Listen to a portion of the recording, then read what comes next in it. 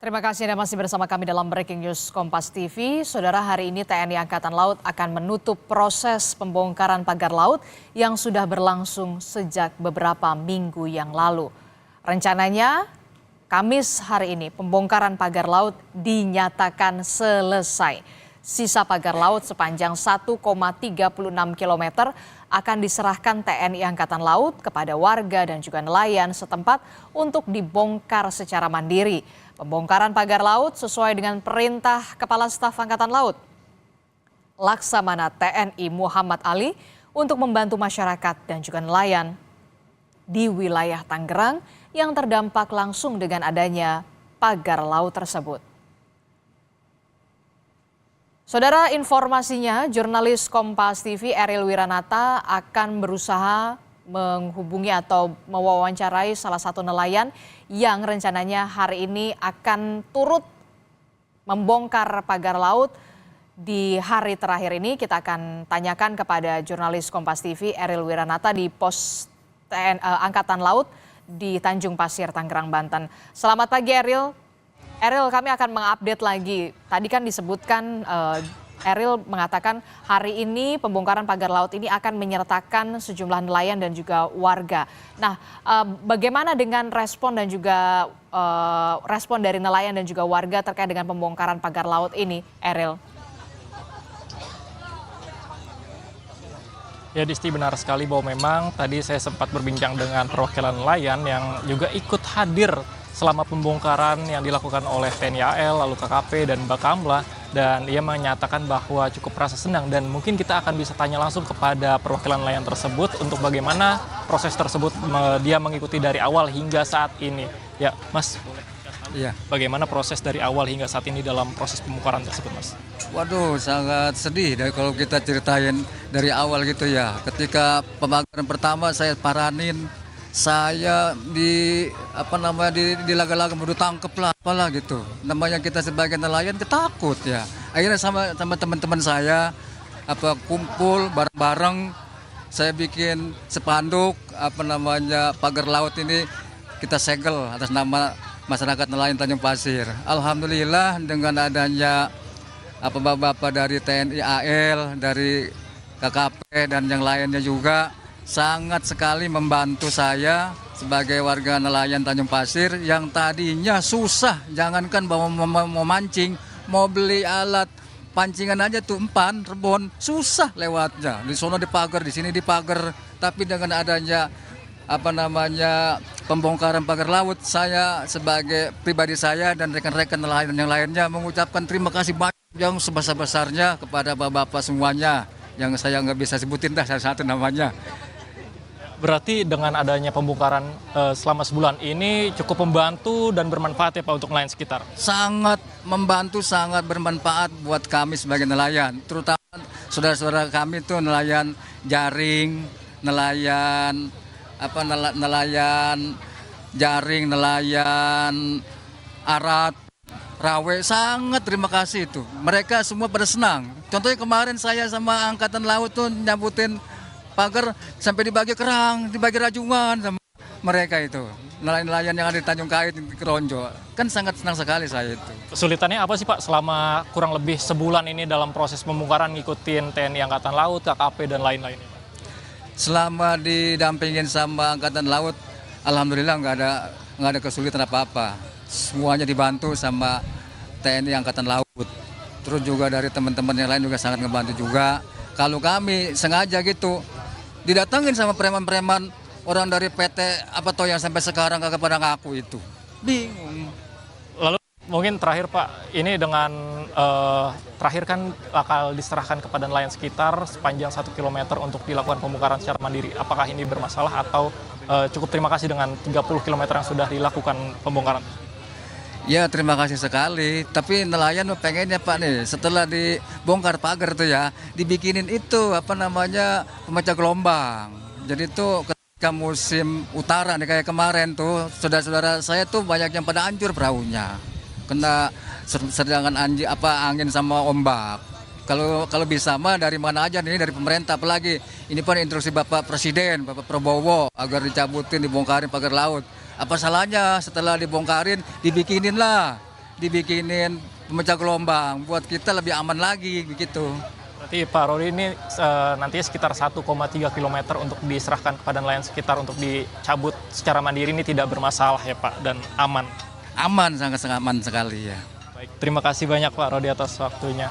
Dan saudara, memang itu merupakan penjelasan dari nelayan, perwakilan nelayan yang berada di Tanjung Pasir, yang dimana memang ia mengikuti proses pencabutan dari awal hingga saat ini, yang dimana memang sudah terkumpul sepanjang 28,8 km yang dilakukan oleh TNI Angkatan Laut, KKP, dan Bakamla, serta beberapa pihak lain terkait. Disti.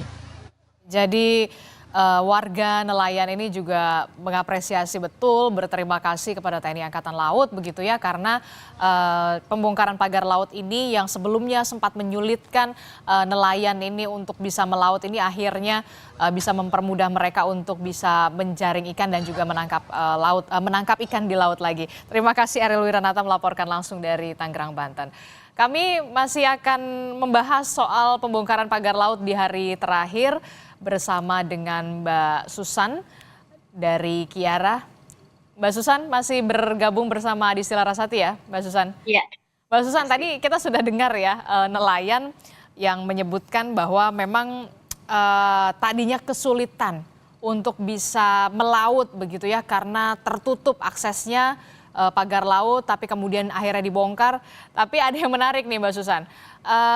Nelayan mengatakan ketika sudah dibongkar begitu ya, sudah dipermudah lagi aksesnya, tolonglah dibangun ada pemecah gelombang gitu, gelombang laut. Nah ini gimana nih Mbak Susan? Jadi di lapangan tuh seperti apa sebenarnya kondisinya?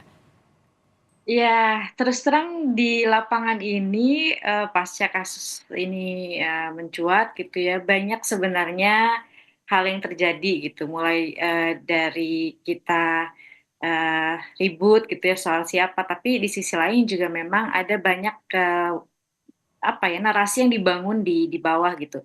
Kami percaya bahwa banyak di pesisir ini sedang mengalami dampak krisis iklim, dan bukan cuma di Tangerang, sebenarnya banyak di daerah-daerah lain gitu. Bahwa pemecah ombak ini juga bukan harus selalu dibangun seperti benteng dan lain-lain gitu. Itu butuh orang-orang yang memang di bagiannya gitu ya, memang fokus untuk ngurusin mencari solusi ya. Kan kita banyak nih, ada BRIN gitu ya, ada universitas-universitas juga yang fokus ngurusin isu kelautan dan perikanan. Maksudnya bisa diajak mereka untuk kemudian memikirkan ke depan gitu. Pemecah ombak ini seperti apa yang memang pas untuk di perairan Tangerang gitu. Tapi tadi dia kalau kemudian orientasi yang dibutuhkan oleh kawan-kawan di pesisir ini adalah pemecah ombak, maka ini harus dibangun berdasarkan kebutuhan mereka gitu, dan berdasarkan riset yang memang sesuai dengan perairan mereka nih. Jangan tiba-tiba ada perusahaan yang kemudian oh ya udah kita seolah-olah bangun pemecah ombak tapi nanti berubah lagi gitu. Ini yang harus diantisipasi sih sebenarnya Kak Disti gitu. Oke, ini harus diantisipasi soal harapan dan juga keinginan dari salah satu nelayan tadi ya. Yang kemudian menarik adalah begini, apa yang setelah oke lah, pagar laut ini sudah selesai dilakukan begitu ya, pembongkaran pagar laut sepanjang 30 km. Tapi apa yang kemudian perlu diperbaiki supaya ekosistem laut juga bisa kembali, walaupun kita tahu perlu waktu begitu untuk mengembalikan lagi yang sudah rusak dengan kerusakan lingkungan ini? Iya, memang sayangnya kalau kemudian perairan atau pesisir sudah rusak gitu ya, itu butuh waktu bahkan puluhan tahun untuk mengembalikan agar pulih lagi gitu ya. Sebenarnya ada beberapa hal yang bisa dilakukan gitu. Pertama, yang paling penting adalah komitmen dari negara untuk tidak lagi membiarkan proyek-proyek seperti ini terjadi gitu. Dan orientasinya harus digeser, harus harus menitik beratkan nelayan dan perempuan nelayan ini sebagai jantungnya mereka gitu. Itu penting karena kita untuk menghindari proyek-proyek ekstraktif ini masuk gitu. Yang kedua, memang kalau memang dibutuhkan ada penanaman, aku nggak tahu ekosistem pesisir di sana seperti apa gitu, kawan-kawan nelayan pasti yang lebih tahu gitu. Bisa mangrove, bisa kelapa, aku rasa itu bagian dari upaya yang bisa memulihkan ekosistem. Tapi sekali lagi tidak boleh apa ya, upaya memperbaiki ekosistem itu cuman tanam, foto, tinggal gitu. Itu jangan jadi proyekan lagi gitu. Itu Hmm, penting Desti gitu karena hmm, hmm, tadi jangan memanfaatkan situasi ketika kita sedang berusaha untuk mengembalikan apa yang memang seharusnya kita kembalikan karena ini kesalahan kita, hmm. bukan kesalahan kita sih, sebenarnya kesalahan dari pihak-pihak tertentu ya yang melakukan pengurusakan. Yang terakhir adalah harus harus kemudian memberikan sanksi yang tegas supaya ada efek jera gitu. Karena selama ini ya kita tahu lah bahwa ya urusannya cuman administratif gitu. Itu yang sebenarnya membuat kita sedih dan harusnya sih negara malu gitu ya kalau kemudian saksinya terus digaungkan soal administratif gitu. Walaupun itu di bawah undang-undang CK gitu. Tapi kan jadi kita tahu ya urusannya ya cuman money oriented gitu ya kalau kita bilang gitu ya administratif aja nggak akan jerah perusahaan kalau kayak gitu. Mereka akan lebih baik mereka akan mengurus izinnya ke KKP lewat PKKPRL, kemudian mereka mau ngapain kayak mau rusak gitu ya sudah nggak apa-apa. Nanti kalau didenda paling juga denda administratif, tinggal bayar gitu. Sedangkan kerusakan ekosistem belum tentu mereka mau benerin gitu ya perusahaan ini yang kemudian jadi catatan penting sih buat KKP gitu. Tidak akan pernah sebanding apa yang kemudian sudah dikeluarkan korporasi itu. Nah, kan KKP tidak akan pernah mampu mengembalikan kerugian puluhan miliar mungkin yang sudah dialami oleh kawan-kawan di Tangerang. Oke, baik. Saya gagal soal itu. Oke, Mbak Susan, kami akan jeda dulu, Mbak Susan, untuk melihat bagaimana posisi atau kondisi di Tangerang, Banten akan ada pengarahan dari TNI Angkatan Laut. Sehingga ini akan menyulitkan dari para nelayan untuk melaksanakan aktivitas di laut. Lanjut. Dibandingkan di foto udara bahwa pagar-pagar laut ini sebagian besar terjadi beberapa lapisan sehingga ini menjadi sangat menyulitkan bagi nelayan-nelayan kita untuk melaksanakan aktivitas. Ini adalah foto-foto yang kita ambil sebelum dilaksanakan pelaksanaan pembongkaran pagar laut. Kita melaksanakan pembongkaran pagar laut dimulai pertama kali adalah di tanggal 18, di mana pada saat itu yang melaksanakan baru dari TNI Angkatan Laut dan nelayan setempat. Namun setelah tanggal 18, di tanggal 22 baru kita melaksanakan operasi secara besar-besaran dengan bergabungan antara dari PSDKP, dari Polairut, Bakamla maupun dengan KPLB dan utamanya dengan masyarakat setempat yang semuanya ikut bergabung dalam operasi pembongkaran pagar laut itu sendiri. Kami melaksanakan operasi dari dimulai tanggal 22 sampai dengan hari ini Pak, tanggal 13, kurang lebih selama 11 hari. Dan untuk hari ini di tanggal 13 kita masih paralel bahwa hari ini kita melaksanakan seremoni closing di sini, namun pasukan kami masih ada yang di laut untuk melaksanakan pembersihan, manakala masih ada sisa-sisa bambu atau yang masih tertinggal yang bisa menghambat para rekan-rekan kita nelayan untuk dalam mencari nafkah. Lanjut. Ini adalah hasil operasi kami selama 11 hari, bahwa di tiap-tiap hari kami merekod hasil pencabutan yang telah kami laksanakan. Kita melaksanakan operasi dari 2 sektor. Yang pertama yang dari posko utama yang kita laksanakan di Tanjung Pasir. Dengan yang kedua kita dari Lanal Banten yang kita awali dengan dimulai dari Kerunju.